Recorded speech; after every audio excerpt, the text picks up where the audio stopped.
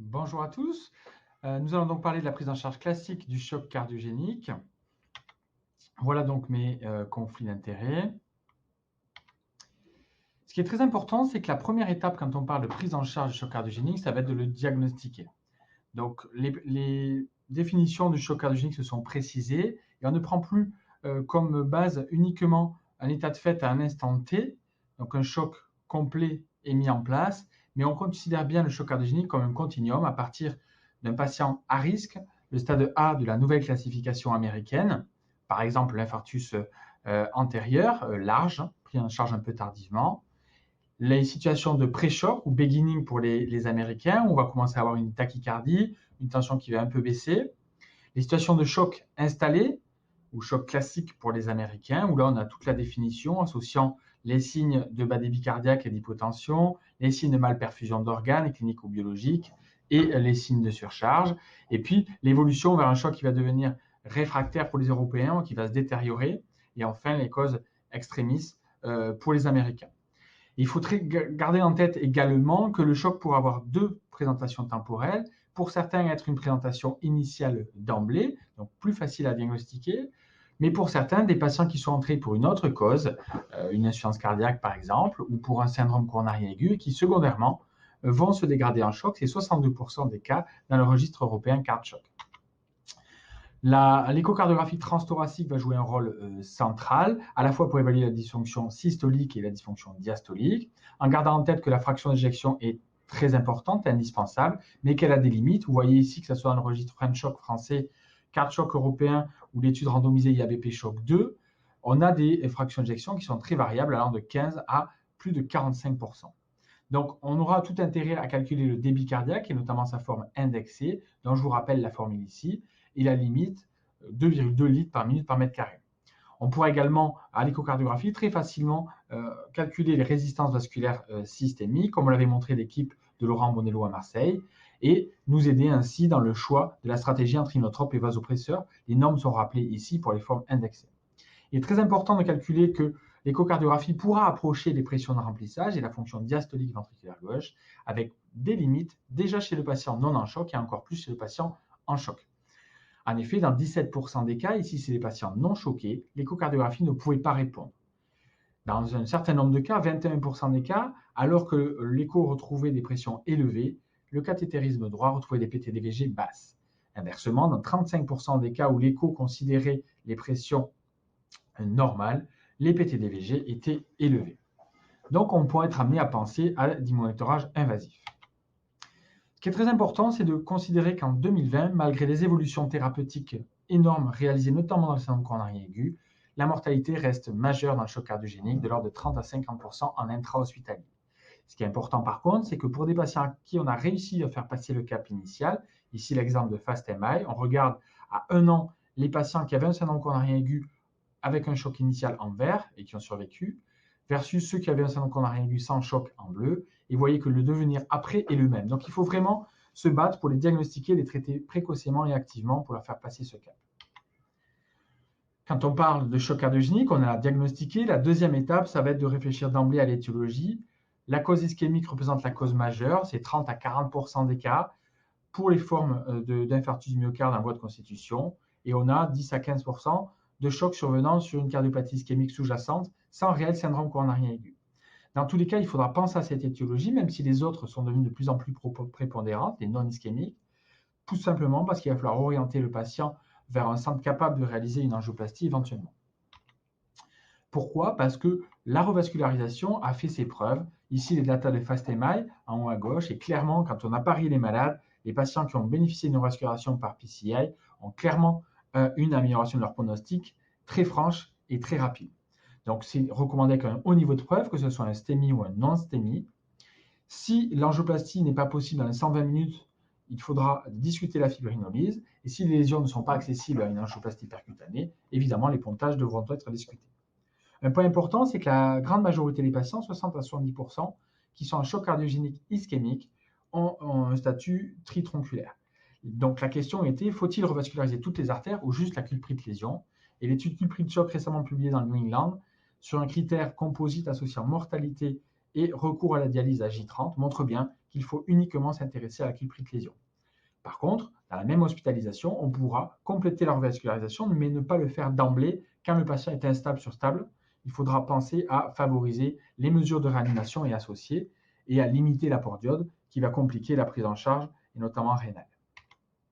La troisième étape, c'est de prendre en charge la volémie des patients.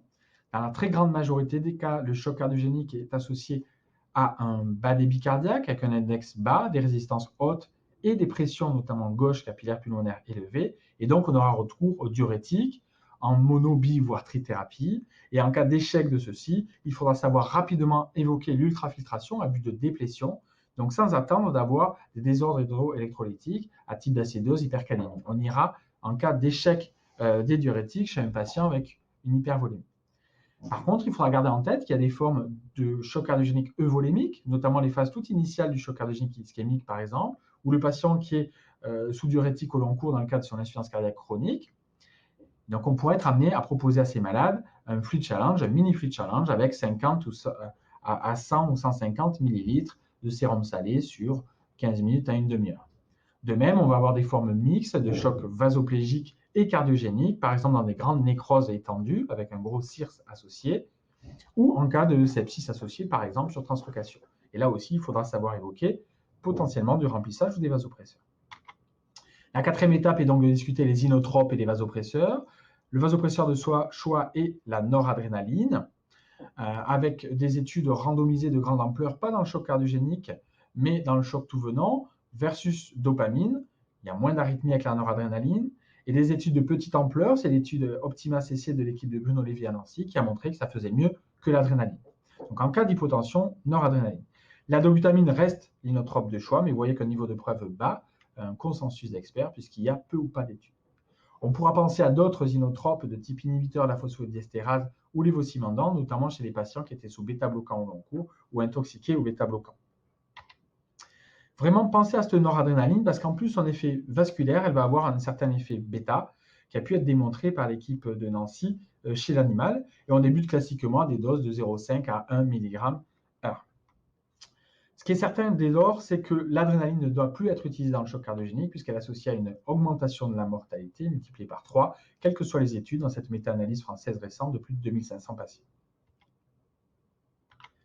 Alors, quels objectifs de perfusion? On extrait les objectifs usuels qui ont été prouvés dans le choc septique, donc une PAM à 65 mm de mercure, en sachant tolérer 60, notamment chez l'insuffisance cardiaque chronique hypotendue de manière chronique. Et on va pouvoir fixer des objectifs un peu plus élevés, notamment chez les patients hypertendus. On va se fixer des seuils d'index cardiaque pour adapter nos inotropes pour sortir de la zone rouge, donc 2,2 litres par minute par mètre carré, sans aucun niveau de preuve. Mais on va surtout se baser sur la clinique, la réponse en termes de diurèse, de disparition des marbrures, de reprise d'une conscience normale, la clairance du lactate au niveau biologique et l'amélioration de la SVO2 qui ont des bonnes réponses rapides. Quand on fait tout ça, il va falloir monitorer les patients avec un cathéter artériel qui permettra un monitorage continu de la pression artérielle, mais aussi les prélèvements, une voie veineuse centrale si possible en jugulaire ou en tout cas dans le territoire cave supérieur afin de monitorer la PVC et la SVO2, une sonde urinaire évidemment, une télémétrie, un scope. Surveiller les signes cliniques de surcharge de malperfusion, mais également la douleur et l'anxiété qu'il faudra prendre en charge. Les paramètres biologiques, on en a parlé pour certains, les électrolytes, la fonction rénale hépatique également, et l'échocardiographie transthoracique, voire pulmonaire, qui est indispensable, très rapproché au départ, et au moins de manière quotidienne, une fois le patient stabilisé. Donc évidemment, on évoquera les prises en charge invasives de type pression veineuse centrale, c'est assez facile, voire la Swan-Ganz si nécessaire, ou des cathétérismes droits répétés. L'étape d'après, c'est discuter l'assistance circulatoire mécanique, notamment pour les patients qui sont crush and burn, c'est-à-dire des chocs cardiogéniques très profonds avancés d'emblée avec un risque de décès à très court terme. Pour les patients, sinon, qui vont décliner et se dégrader sous inotropes et vasopresseurs, c'est les Intermac 2. Et dans certains cas, pour certains patients qui sont stables, mais inotropes dépendants, c'est les Intermac 3. Ce qui est important, c'est de d'emblée discuter le projet du patient. Est-ce qu'on va pouvoir espérer de la récupération uniquement ? Est-ce qu'on va espérer, en cas d'absence de récupération, pouvoir faire un projet de LVAD, de cœur artificiel total ou de transplantation, et réserver des cas très indécis où on ne sait pas ce qu'on va faire, à des cas très particuliers de patients jeunes, où on veut se donner du temps pour réfléchir à ce qui est réellement faisable. Dans tous les cas, la shock team multidisciplinaire et experte est indispensable, puisque le niveau de preuve, comme vous le voyez, est très bas. On sait qu'il ne faut plus faire la contribution systématique d'un choc cardiogénique ischémique. On peut la réserver à des cas de complications mécaniques de type IM ou CIV post-ischémique avec un niveau de preuve très bas. Et il reste l'IMPELA, assistance monoventriculaire gauche percutanée ou chirurgicale pour sa forme 5 litres transvalvulaire aortique, ou l'ECMO, donc on va avoir une assistance cardio-circulatoire avec un oxygénateur qui ont des niveaux de preuve bas parce qu'il n'y a aucune étude à l'heure actuelle, d'où l'intérêt d'avoir un lien avec une équipe spécialisée, soit par téléphone, soit sur site. Quand on discute ces assistances, ce qui est très important, c'est de voir qu'une partie des malades vont de toute façon mourir si on ne fait rien. Donc pour cela, tenter une assistance, c'est plutôt intéressant. On pourrait éventuellement sauver 15 à 20%. Par contre, dans cela, il y en a, c'est ceux en jaune ici, qui de toute façon vont mourir d'autre chose, par exemple d'un oxyde cérébral, et l'assistance ne changera rien. Par contre, dans ceux qui vont vivre, on sait qu'il y a 50 à 60% qui vont survivre, mettre une assistance à tout le monde, c'est potentiellement exposé à des décès indus liés aux complications de ces assistances. Et donc, il faudra toujours considérer quel timing, trop tôt, c'est trop de complications potentiellement, trop tard, c'est probablement futile, quel support en termes de débit, d'oxygénation associée ou pas, au vu des complications potentielles de ces machines. Le dernier point, c'est indispensable, on a dit, d'avoir une équipe multidisciplinaire, experte, qui soit au management de ces patients ou en tout cas en discussion, en lien, à travers des réseaux régionaux avec des protocoles communs qui vont mettre en lien des centres avec ou sans angioplastie, avec des centres experts qu'on va appeler de niveau 3 ou de niveau 1, ça dépend comment on le voit, mais en tout cas qui ont accès à toutes les assistances circulatoires aiguës, lourdes et aux assistances chroniques et de transplantation pour pouvoir envisager les projets complets et globaux des patients. Donc si on fait le point, la première étape, c'est de faire le diagnostic de ce choc cardiogénique et de sa sévérité grâce à une approche multiparamétrique, clinique et paraclinique.